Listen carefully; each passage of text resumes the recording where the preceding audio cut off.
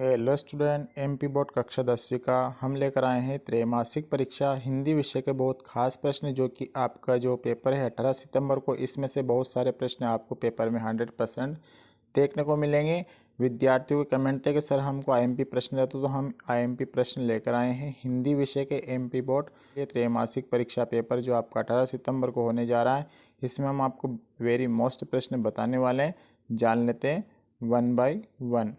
त्रैमासिक परीक्षा 2024-25 विषय आपका हिंदी, एमपी बोर्ड कक्षा 10वीं के विद्यार्थियों के लिए त्रैमासिक परीक्षा 2024 पेपर में आने वाले अति महत्वपूर्ण प्रश्न। वेरी मोस्ट समय रहेगा आपका पेपर का 3 घंटे में आपको पेपर हल करना है।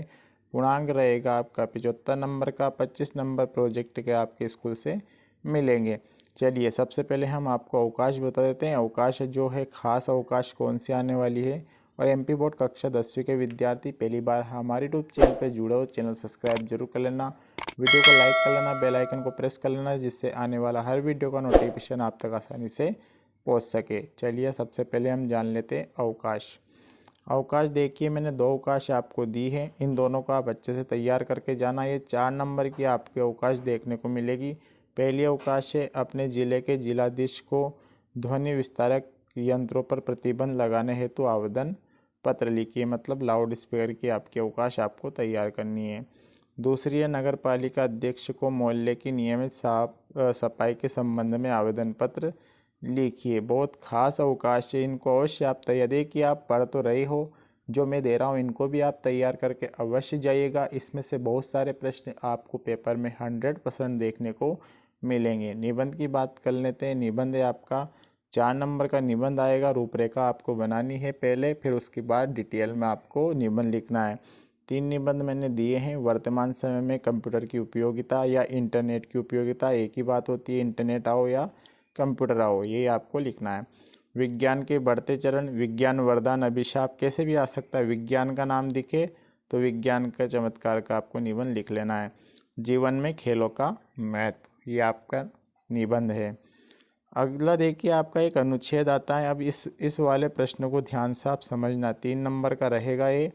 अनुच्छेद के अथवा में संवाद लेखन या विज्ञापन लेखन आता है। अनुच्छेद मैंने आपको 3 दिए हैं। देखिए बहुत सारे अनुच्छेद है, तो मैंने आपको 3 जो खास है वो मैंने निकाल कर आपको दिए हैं। मीठी बोली का महत्व, परोपकार और अनुशासन का महत्व, इनको आप अवश्य तैयार करके जाना। और संवाद लेखन आप 2 मित्रों के बीच परीक्षा की तैयारी पर संवाद लिखिए। आपको भली बात याद होगा, आपने पढ़ा होगा संवाद लेखन क्या होता है। तो आप देखिए अलग से भी आप तैयार कर सकते हैं, अनुच्छेद और भी आप तैयार कर सकते हैं, संवाद लेखन और भी आप तैयार कर सकता है। जो मैंने खास जो संवाद लेखन था, अनुच्छेद था, वे मैंने आपको दे दिया है। इसके अलावा आप और भी पढ़ कर जाइएगा, हो सकता है इसमें देखिए थोड़ा डिफरेंस होता है। क्या होता है? डिफरेंस होता है आने में, कभी दूसरा आ जाए बाय चांस, लेकिन आप इसके अलावा और भी तैयार करके जाइएगा। चलिए अब बात कर लेते हैं प्रश्न की। अब देखिए जो मैं प्रश्न दे रहा हूँ इस पर ध्यानपूर्वक आप देखिएगा। इसमें से बहुत सारे प्रश्न आपको पेपर में 101% पेपर में 101% देखने को मिलेंगे, ये मेरी गारंटी है जो ये प्रश्न दे रहा हूँ अब। ठीक है, पहला प्रश्न है, लिखकर ले लो आप। सूरदास अथवा तुलसीदास की काव्यगत विशेषताएं निम्न बिंदुओं के आधार पर लिखिए। फिक्स आने वाला है, कोई नहीं काट सकता। 101% तैयार करके जाना आप। ठीक है, सूरदास अथवा तुलसीदास की काव्यगत विशेषता, दो रचना भाव पक्ष आ सकता है या कला पक्ष, ये दोनों भी आ सकते हैं। ठीक है, ये इनको आप तैयार करके जाना। अगली बात कर लेते हैं। दूसरा प्रश्न है आपका, रामवृक्ष बेनीपुरी अथवा स्वयं प्रकाश का साहित्यिक परिचय निम्न बिंदुओं के आधार पर दीजिए। 101% छप चुका है ये भी पेपर में। 2 रचनाएं, भाषा शैली, इनको आप तैयार करके जाना। प्यारे विद्यार्थियों, 2 प्रश्न दिए मैंने, नंबर 1 और नंबर 2 वाले फिक्स पेपर में आ चुका है, तो आप इसको तैयार करके जाना, अच्छे नंबर आपके आने वाले हैं।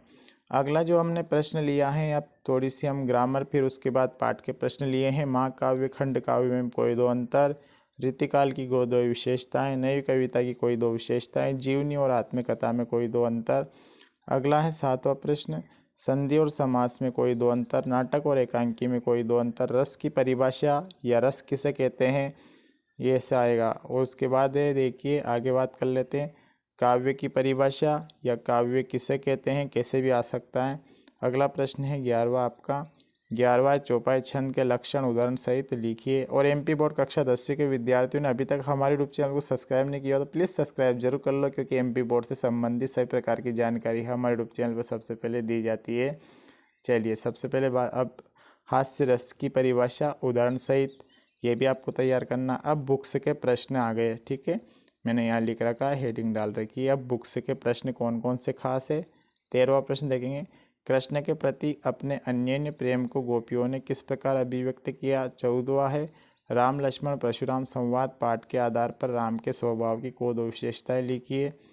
अगला 15वां प्रश्न है आपका, ये बुक्स के चल रहे हैं, गोपियों ने उद्धव से योग की शिक्षा कैसे लोगों को देने की बात कही। 16वां प्रश्न है आपका, जो प्रश्न है आपका, लक्ष्मण ने वीर योद्धा की क्या क्या विशेषताएं बताई है, कोई दो विशेषताएं लिखिए। 17वां प्रश्न है आपका, उद्धव के व्यवहार की तुलना किस किस से की गई है, गोपियों के अनुसार राजा का धर्म क्या होना चाहिए। 19वां है, परशुराम के क्रोध करने पर लक्ष्मण ने धनुष ईट जाने के कौन कौन से तर्क दिए। अगला है आपका 20वां प्रश्न है, सेनानी ना होते हुए भी चश्मे वाले को लोग कैप्टन क्यों कहते थे। अगला प्रश्न है आपका 21वां देख लेते हैं, कैप्टन के बार बार मूर्ति पर चश्मा क्यों लगा देता था। अगला है आपका 22वां प्रश्न है, नेताजी सुभाष चंद्र बोस की मूर्ति को देखकर लेखक के मन में कौन सी कमी खटकी। अगला प्रश्न की बात कर लेते हैं। 23वां प्रश्न है आपका, बाल गोविंद भगत की दिनचर्या लोगों के अचरज का कारण क्यों थी। 24वां है, बाल गोविंद भगत के मधुर गायन की विशेषताएं लिखिए। 25वां है, भगत की पुत्र वधू उन्हें अकेला क्यों नहीं छोड़ना चाहती थी। बहुत खास प्रश्न हमने निकाले प्यारे विद्यार्थियों, इसमें से बहुत सारे प्रश्न आपको देखने को मिलेंगे। भोलानाथ अपने साथियों को देखकर सिसकना क्यों भूल जाता है। 27वां है, बच्चे माता पिता के प्रति अपने प्रेम को कैसे अभिव्यक्त करते हैं, लिखिए ये वाला। 28वां जो प्रश्न है, मुहावरे आपको तैयार करने हैं, वाक्यांश के लिए एक शब्द आपको तैयार करना है, इसमें से भी आपके प्रश्न बनेंगे। 29वां जो है, गद्यांश पद्यांश सप्रसंग सहित भावार्थ आपको पढ़कर जाना है। जो आपके चैप्टर है मैंने सिलेबस अपलोड कर रखा, उसमें से कर लेना कौन सा अध्याय का आ रहे हैं। गद्यांश पद्यांश आप सप्रसंग सहित भावार्थ, और गद्यांश पद्यांश देगा उस पर छाट के आपको प्रश्न लिखने हैं। एक प्रश्न ये भी बनेगा आपका। तो ये थे आपके कुछ खास प्रश्न हम लेकर आए थे प्यारे विद्यार्थियों। त्रैमासिक परीक्षा के महत्वपूर्ण प्रश्न आईएमपी प्रश्न हमने दिए हैं हिंदी विषय के। देखिए आप पढ़ तो रहे हो, इनको आप तैयार करके जाएंगे तो इसमें से बहुत सारे प्रश्न आपको एग्ज़ाम में 18 सितंबर को देखने को मिलेंगे नए वीडियो में खास टॉपिक के साथ। तब तक के लिए सब प्यारे विद्यार्थियों को नमस्कार, जय हिंद, वंदे मातरम।